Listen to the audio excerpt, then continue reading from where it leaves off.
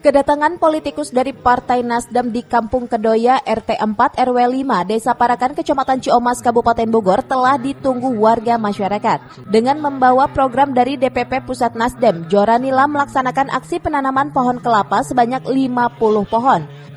Sedekah oksigen yang diberi nama program Taruna atau Tanam Berubah Menang dengan penanaman 1000 bibit pohon.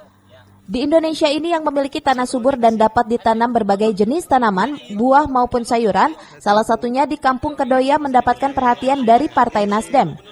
Penanaman bibit kelapa ini dimaksudkan untuk membantu mengurangi pemanasan global.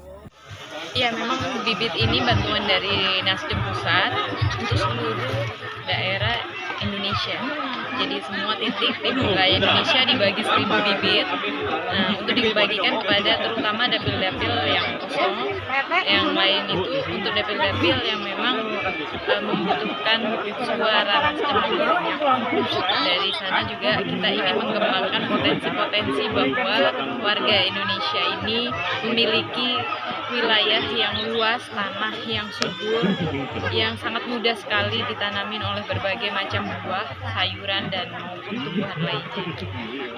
Dari samping itu kita juga membantu pemanasan global di dunia ini, menguranginya dengan cara kita menanam bibit bersama. Lebih lanjut dikatakan Joranilam untuk awal dalam program ini pembagian bibit pohon dan selanjutnya merambah di bidang UKM sebagai pilot project Partai Nasdem. Dari Ciomas, Kabupaten Bogor, Iman Abdurrahman melaporkan.